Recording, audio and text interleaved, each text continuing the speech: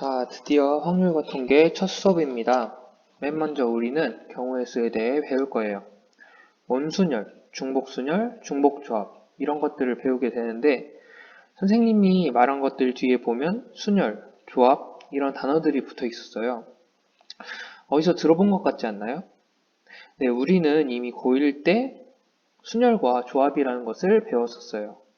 그런데 이 부분이 우리가 배우게 될 내용의 아주 핵심 내용이면서도 기초이기 때문에 우리가 반드시 이게 무엇인지, 어떤 상황에 쓰는 건지, 또 어떻게 구할 수 있는지 등등 요놈들을 제대로 파악하고 가야 해요. 그래서 오늘 첫 시간에는 과거를 돌아보며 순열과 조합에 대해 다시 한번 배워보고 그렇게 가는 시간을 갖도록 할게요. 꽤 많은 내용을 짧은 시간 안에 설명해야 하다 보니까 선생님이 설명하지 않고 넘어가는 부분도 있을 거예요. 이 부분이 궁금한 학생은 꼭 선생님 메일로 물어봐 주거나 1학년 때 썼던 책이 있다면 다시 꺼내보면서 이런 내용이었구나 하면서 복습해보면 너무너무 좋겠어요. 자, 그럼 우리 수업 한번 시작해볼까요? 네, 오늘의 학습 목표는 순열과 조합의 의미를 이해하고 순열과 조합의 수를 구할 수 있다입니다. 순열과 조합은 경우의 수를 구하기 위해 쓰는 도구예요. 그런데 우리는 이미 초등학교 때부터 경우의 수를 구하는 법을 알고 있었어요. 바로 이렇게 직접 세어보면서 하나하나 세어보면서 구하는 방법을 이용했었어요. 한번 예를 들어볼까요? 네, 주사위 한 개와 동전 한 개를 던져서 나올 수 있는 경우의 수를 구해보라고 해요. 먼저 하나하나 세보려면 1과 앞면, 2와 앞면, 3과 앞면 이렇게 해서 6과 앞면까지 그리고 뒷면도 있으니까 동전이 뒷면일 경우 1과 뒷면, 2와 뒷면 이렇게 해서 6과 뒷면까지 이렇게 구해줬는데 이걸 하나하나 다 세보니까 총 몇 개가 나오죠? 네, 12개가 나오는 걸 우리가 확인할 수 있네요. 자, 초등학교 때는 이렇게 하나하나 일일이 셌다면 중학교 때는 어떻게 했었는지 기억나나요? 네, 중학교에 오면서 각 사건의 경우의 수를 더하기도 하고 곱하기도 하면서 조금 더 복잡한 경우를 쉽게 구할 수 있게 되었어요. 그리고 이 방법이 이제 고등학교로 올라와서 합의 법칙, 고배 법칙이라는 이름만 붙은 채로 다시 등장을 합니다. 그리고 이 합의 법칙과 고배 법칙을 이용해서 순열과 조합을 배우게 되었다. 이것이 우리가 순열과 조합을 배우기까지의 대략적인 과정이에요. 이 중에서 제일 유용한 부분이 어디일까요? 꼭 알고 넘어가야 할 내용이 어디라고 생각해요? 바로 중간 단계인 이 합의 법칙과 고배 법칙을 이해하는 부분입니다. 그럼 아까의 예에 다시 한번 이 합의 법칙과 고배 법칙을 적용해 보면서 어떻게 쉽게 구할 수 있었는지 한번 알아보도록 할게요. 네, 주사위를 던지는 사건과 동전을 던지는 사건은 동시에 일어나는 사건이기 때문에 우리는 고배 법칙을 쓰면 될 것 같아요. 네, 고배 법칙을 적용하기 위해 각 사건의 경우의 수를 보니 주사위 한 개를 던졌을 때 나올 수 있는 경우의 수는 1부터 6까지의 눈이 나오는 6가지, 그리고 동전 한 개를 던졌을 때의 경우의 수는 앞면과 뒷면이 나오는 2가지의 경우의 수가 있으므로 2를 곱한 12가지가 이 전체의 경우의 수가 되는구나 라는 걸 알 수 있었어요. 자, 이렇게 각각의 사건의 경우의 수를 구하고 이를 각각 곱하거나 합해서 나타내니까 굉장히 간단하게 구할 수 있었구나, 좀 더 간편하게 구할 수 있었거나 이런 것을 확인할 수 있습니다. 자, 여기까지 되었으면은 이제 순열을 배울 준비는 다 끝났습니다. 그럼 이제 순열에 대해서 우리가 알아볼 것인데 우선 순열이란 무엇이냐? 교과서를 한번 볼까요? 교과서엔 이렇게 나와 있어요. 순열이란 서로 다른 n개에서 r개를 택하여 일렬로 나열하는 것이다.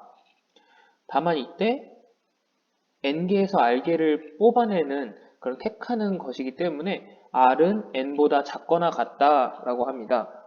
이것을 순열이라 하고 이 순열의 수를 기호로는 np, r과 같이 나타낸다라고 합니다. 자, 순열에서 중요한 키워드는 딱 2가지가 있어요. 첫 번째로 서로 다른, 그리고 그 다음으로 일렬로 나열한다 라는 것인데, 자, 이 서로 다른과 일렬로 나열한다는 것이 도대체 무슨 뜻일까 여러분들 헷갈려 할 수도 있는데, 서로 다른이란 뜻은 각각의 것이 구별된다 라는 뜻이고 일렬로 나열한다는 것은 순서가 중요한가? 순서가 중요하면 일렬로 나열하는 경우로 보겠다라는 것입니다. 자, 그럼 우리 같이 한번 예시를 보면서 어떤 것이 왜 순열에 해당하는 것인지 그 이유를 하나하나 살펴보면서 순열이 무엇인지 같이 한번 살펴보도록 할게요. 수업을 들으면서 여러분도 이게 왜 순열이라고 할 수 있을까? 같이 한번 답해보는 시간을 가지면 좋겠어요. 자, 첫 번째 예시입니다. 5명 중에 3명을 일렬로 세우는 것. 사람들은 아무리 닮았다고 해도 서로 다른 사람들이겠죠? 네, 그래서 우선 서로 다른에 해당되고 일렬로 세우는 것이라고 했으니까 순열에 해당한다는 것을 알 수 있어요. 자, 그럼 이 순열의 수를 기호로 나타내면 어떻게 될까요? n에 5를 넣고 아래 자리에 3을 넣으면 5p3이라고 나타낼 수 있겠네요. 자, 두 번째 예시에서 20명인 한 반에 20명인 그런 반에서 반장과 부반장을 뽑는 것. 네, 이 경우 역시 마찬가지로 사람들이니까 서로 다른에 해당되고 반장과 부반장은 서로 구별되는 역할이기 때문에 순서를 각각 1번, 2번으로 부여하는 것으로 해석할 수가 있겠어요. 자, 그러니까 이 역시 순열에 해당되고 이 순열의 수는 n에 20을 그리고 아래 2를 넣으면 20p2가 되겠네요. 자, 마지막으로 여행지 10곳 중에서 3개를 골라 코스를 짜는 것. 자, 여행지 10곳을 서로 다른 곳이라고 할 때는 코스를 짠다는 것은 차례로 어디를 갈지 순서를 정한다는 뜻이겠죠? 네, 그렇기 때문에 이 역시 순열이고 이 순열의 수는 n에 10을 넣고 아래 3을 넣으면 10p3으로 나타낼 수 있다라는 것을 알 수 있어요. 그러면 이 순열의 수는 우리가 어떻게 구하느냐? 이렇게 기호로 나타내는 것까지 알아봤는데 어떻게 수를 정확하게 구해낼 수 있는지 그게 우리한테 중요하겠죠? 네, 바로 이렇게 맨 밑에 나와 있듯이 n에서 1씩 빼가면서 r개를 곱하면 됩니다. 이때 맨 마지막에 곱해지는 수는 n 빼기 r이 아니라 n 빼기 r 더하기 1인 것. 이거 주의해 주세요. 네, 이렇게 순열에 대해서 알아봤는데 순열을 배울 때 우리가 이에 더해서 계승이라는 개념도 배웠어요. 자, 기호로는 자연수 n에 느낌표를 붙여서 쓰고 읽을 때는 n 팩토리얼 또는 더 줄여서 n 팩이라고 읽어요. 그래서 이게 무엇이냐 하니 아까 순열의 수에서처럼 n에서 1씩 빼가면서 곱하는데 계승은 1까지 모두 다 곱하는 경우를 뜻해요. 자, 순열과 관련해서 아래의 내용도 참고해서 알아두세요. 이렇게 순열에 대해서 우리가 돌아봤는데 학습지의 문제 1번, 2번을 풀어보면서 다시 한번 복습해 볼까요? 네, 그러면 이제 순열과 관련된 문제 몇 가지 예제로 풀어보면서 이 순열이 무엇인지 다시 한번 짚어보는 시간 가지도록 하겠습니다. 먼저 첫 번째 문제입니다. 첫 번째 문제 보면은 1번에 4p3을 구하라 이렇게 나와 있어요. 자, 4p3 어떻게 구했죠? 네, 4에서 1씩 빼가면서 3개까지 곱해 나가는 그런 방식으로 4p3을 구할 수 있었어요. 자, 그러면 4 곱하기 3 곱하기 2까지 해서 3개를 곱한 수가 4p3이 되겠다. 이걸 다 곱하니 24가 되는구나 라는 거 우리가 확인할 수 있네요.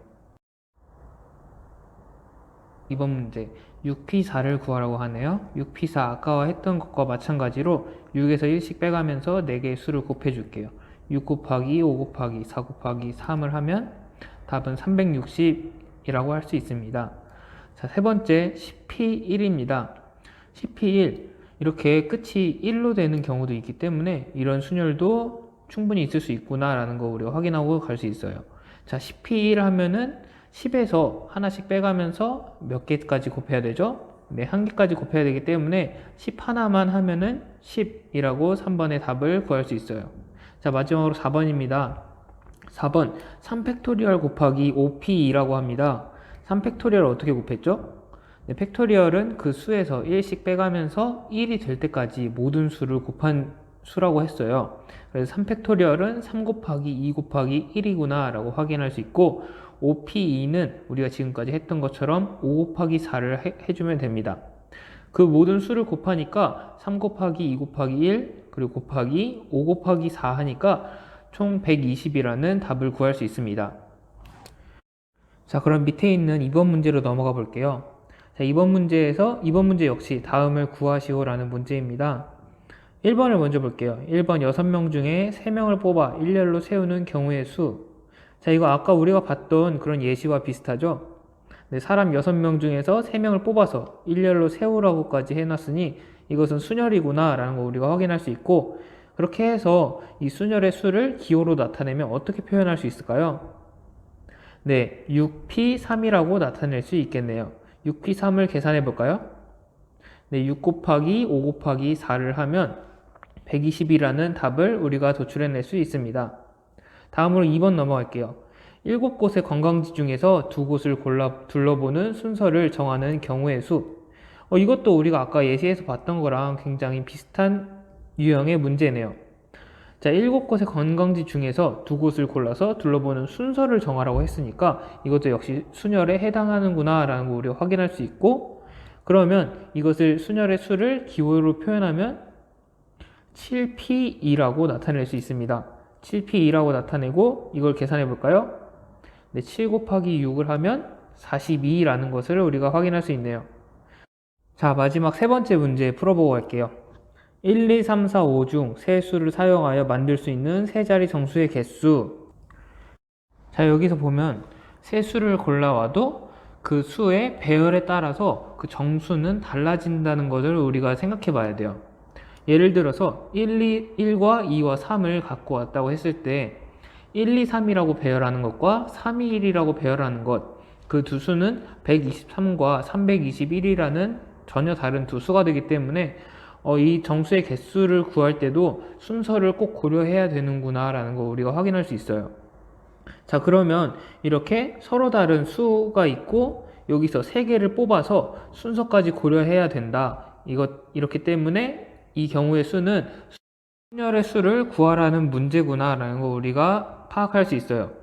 그러면 이 경우의 수는 어떻게 기호로 나타낼 수 있을까요? 네, 전체 5개 중에 3개를 뽑아서 그 순서를 배열하는 경우의 수를 구해야 되기 때문에 5p3이라고 우리가 쓸 수 있어요. 5p3을 계산하면 몇이 될까요? 5p3은 5 곱하기 4 곱하기 3은 60.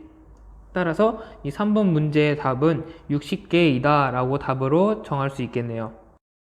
자, 이제 순열을 다 살펴보았으니 조합만 배우면 오늘의 수업은 끝이에요. 조합도 역시 무슨 뜻인지부터 보고 가야겠죠? 조합은 서로 다른 n개에서 순서를 생각하지 않고 r개를 택하는 것을 조합이라고 하고, 이때에도 r은 n보다 작거나 같은 수입니다. 조합의 수는 NCR이라는 기호로 표현해요. 자, 조합에서도 중요한 키워드가 2개가 있는데 한번 추측해 볼래요? 네, 생각해 보았나요? 조합에서는 순열과 비슷하지만 조금 다르게 첫째, 서로 다른, 그리고 둘째, 순서를 생각하지 않고 이 2가지 키워드가 중요해요. 자, 서로 다른이 뭐라고 했었죠? 네, 서로 다른 각각의 것이 구별되는가, 구분되는가 이것이 중요한 것이고, 순서를 생각하지 않고 라는 말의 뜻은 순열과는 반대로 순서가 매겨지지 않는 경우라는 뜻이에요. 자, 그러면 이 예시를 보면서 이게 어떻게 상황에 해당이 되는지 그것을 한번 살펴보도록 하겠습니다. 눈치챘는지 모르겠지만 선생님이 아까 순열의 예와 비슷하지만 조금씩 다른 예를 가져왔어요. 아까 순열의 예시들과 비교하면서 어떤 차이점 때문에 이 예들은 조합에 해당되는지 한번 생각해 볼까요? 네, 먼저 한번 볼게요. 5명 중에 3명을 뽑는 것.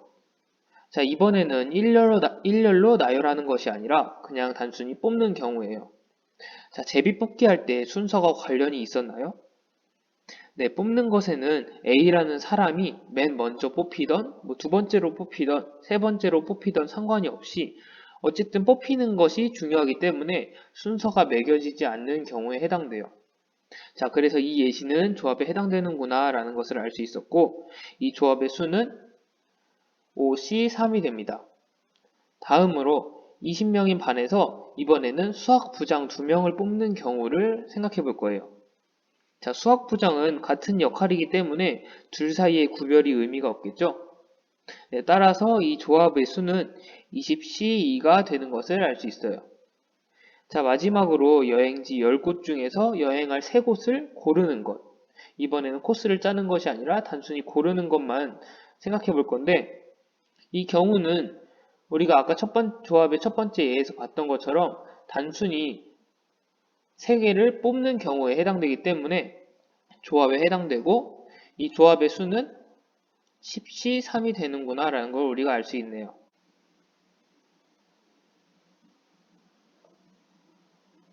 자, 그럼 이 조합의 수는 우리가 어떻게 구할 수 있을까요? NCR을 구할 때는 간단히 NPR을 R 팩토리얼로 나눠주면 돼요.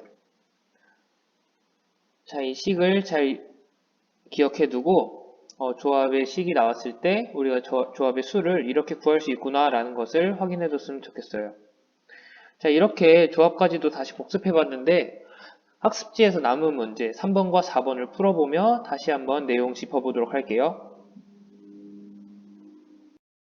네, 그러면 3번 문제 같이 한번 보겠습니다. 3번 역시 다음 값을 구하시오라는 문제입니다. 자, 첫 번째 문제 먼저 볼게요. 6C 0은 얼마인가? 방금 배웠던 조합의 수를 구하는 공식에 그대로 한번 넣어 보겠습니다.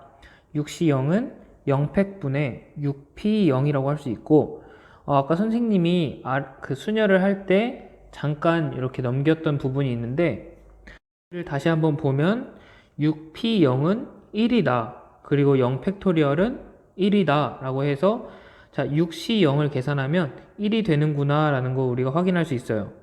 자, 그래서 이런 것과 마찬가지로 6 대신에 어떤 자연수가 들어가도 NC 0은 1이다 라는 것까지 우리가 확인할 수 있습니다. 자, 두 번째 문제 풀어볼게요. 4C4는 몇인가? 4C4는 4팩토리얼 분의 4P4라고 쓸 수 있겠는데 4P4는 4팩토리얼과 같기 때문에 양 분모와 분자가 약분이 되어서 1이 남는구나 라는 거 확인할 수 있어요. 세 번째로는 8C3을 구해라 라고 해요. 8C3은 3팩토리얼 분의 8P3이라고 쓸 수 있고 이걸 계산해 보면은 6분의 8 곱하기 7 곱하기 6이 되어서 56이다 라고 쓸 수 있네요. 자, 마지막 4번입니다. 4번에 10C8을 구하라고 해요. 10C8 그대로 하려면은 8팩토리얼 분의 10P8이 되는데 이걸 하나하나 계산하려고 하면은 굉장히 식이 길어지고 따라서 실수하게 되는 그런 가능성도 커지게 됩니다. 그럴 때 조합은 특별한 성질을 하나 갖고 있는데 자, NCR이다 이러면은 NCR은 무엇과 같으냐? NCR은 NC, N 빼기 R과 같다라는 그런 공식이 있어요.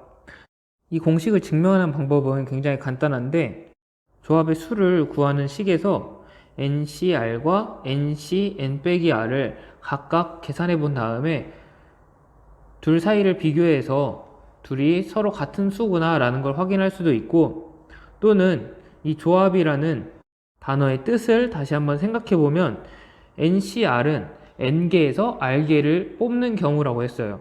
자, 근데 NC, N 빼기 R은 뭐가 될까요? 네, N개에서 N 빼기 R개를 뽑는 경우가 되겠죠. 자, N개에서 R개를 뽑는 것과 나머지 N 빼기 R을 뽑는 것, 둘 사이에는 차이가 있을까요? 네, 둘 사이에는 한쪽이 R개를 뽑았다면 어차피 N 빼기 R개가 남기 때문에 이것은 R개를 두고 N 빼기 R만 뽑아서 나머지만 추려낸 그 과정과 같다라는 것을 확인할 수 있어요. 자, 그래서 NCR과 NC, N 빼기 R은 같다라고 할 수 있는데 이 부분이 잘 이해가 되지 않는다 그러면은 다시 한번 책을 찾아보거나 아니면 여러 가지 수를 직접 한번 대입해 보면서 그 과정이 어떻게 되는 건지 한번 확인해 보는 그런 과정을 거쳐봤으면 좋겠어요. 자, 그러면 이 공식 염두에 두고 4번을 먼저 풀어볼게요.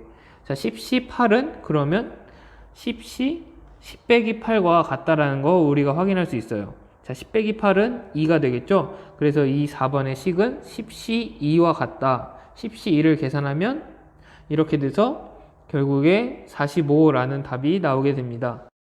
마지막으로 4번 문제 풀어보겠습니다. 4번 문제 역시 다음을 구하시오라는 문제로 여러 상황들이 나와 있는데, 자, 첫 번째 상황 볼게요. 첫 번째 상황은 7종의 과일 중에서 4종을 택하는 경우의 수를 구해라 라고 돼 있어요. 자, 이 경우에 7종의 과일 중에서 4종을 택하기만 하면 되기 때문에 얘는 조합에 해당하는구나 라는 거 우리가 확인할 수 있고, 그러면 이 경우의 수를 기호로 나타내면 7C4라고 쓸 수 있겠네요. 자, 7C4라고 쓴 다음에 이를 계산해 보면 35가 되니까 따라서 1번의 답은 35가지이다 라고 쓸 수 있겠네요. 자, 2번 문제 한번 볼게요. 이번에 탁구 대회에 참가한 10명의 선수 중에서 첫 번째 경기에 출전할 2명의 선수를 뽑는 경우의 수라고 해요. 자, 이것도 우리 아까 봤던 예시에서 수학 부장 2명을 뽑는 것과 마찬가지로 첫 번째 경기에 그것도 같이 출전하는 2명의 선수를 뽑는 것이기 때문에 상관없이 뽑는 것이라고 볼 수 있습니다. 그래서 이 경우의 수를 기호로 나타내면 10C2라고 쓸 수 있고, 이걸 한번 계산해 보면 45라는 답이 얻어집니다. 그래서 2번의 답은 45가지이다 라고 쓰면 되겠고, 자, 마지막 3번 문제입니다. 다음 그림에서 세 점을 연결하여 만들 수 있는 삼각형의 개수를 구하시오 라고 해요. 자, 지금 보면은 점이 원형으로 5개가 나와 있어요. 이 중에 삼각형을 어떻게 만들 수 있을까요? 자, 지금 5개의 점 중에 여러분들이 아무 점이나 3개 한번 골라볼래요? 네, 그 점을 3개를 이으면 어떻게 되죠? 네, 삼각형이 되죠? 그런데 그 점은 순서에 상관없이 아무 점이나 3개를 구하면 삼각형이 하나가 만들어져요. 근데 또 다른 3개의 점을 고른다면 어떻게 될까요? 또 다른 삼각형이 그려지겠죠? 그래서 이 문제는 어떻게 바꿀 수 있냐면 이 5개의 점 중에 3개의 점을 고르는 경우의 수를 구하여라 라는 문제랑 같다라고 해석할 수 있어요. 자, 그러면 우리가 5개의 점 중에 3개의 점만 고르면 되기 때문에 순서는 상관없이 조합에 해당한다, 이걸 확인할 수 있고, 이 경우의 수를 기호로 또 나타내면 5개 중에 3개를 고르기 때문에 5C3이다 라고 할 수 있어요. 자, 5C3을 한번 계산해 볼까요? 네, 계산을 하면은 3번 문제의 답은 10개이다 라고 쓰면 됩니다. 자, 학습지에 지금 오른쪽에 보면은 심화 문제가 2문제가 있어요. 자, 이 심화 문제는 우리가 배웠던 순열과 조합을 이용하면은 풀 수 있지만 약간은 어려울 수 있는 문제예요. 하지만 이 문제를 한번 여러분들이 각자 풀어보고 이 풀이 과정을 선생님의 메일로 이렇게 보내준다면은 선생님이 그 풀이 과정이 옳은지 아니면 어디를 수정해야 되는지 다시 한번 검토하고 여러분들한테 답장을 해줄 테니까 노트나 아니면 이 학습지에다가 풀이 과정을 적고 사진을 찍어서 선생님 메일로 보내줬으면 좋겠어요. 자, 혹시 다 못 풀더라도 그 어느 정도 자기가 푼 내용을 선생님한테 찍어서 보내면 그 이후에 어떻게 하면 이 문제를 풀어나갈 수 있을지 선생님이 힌트를 줄 테니까 우리 끝까지 같이 한번 풀어봤으면 좋겠어요. 네, 이제 다음 시간에는 원순열에 대해 배워볼 거예요. 이 원순열이라는 것도 순열 중에 하나인데 원순열이 도대체 무엇인지 어떤 때 적용되는지 알아볼 것인데 진짜 이해하고 나면 전혀 어렵지 않은 내용이니까 다음 시간도 보다 가벼운 마음으로 수업을 들어줬으면 좋겠어요. 자, 그럼 오늘 수업 각자 잘 정리해 놓고 다음 수업 시간에 만나요.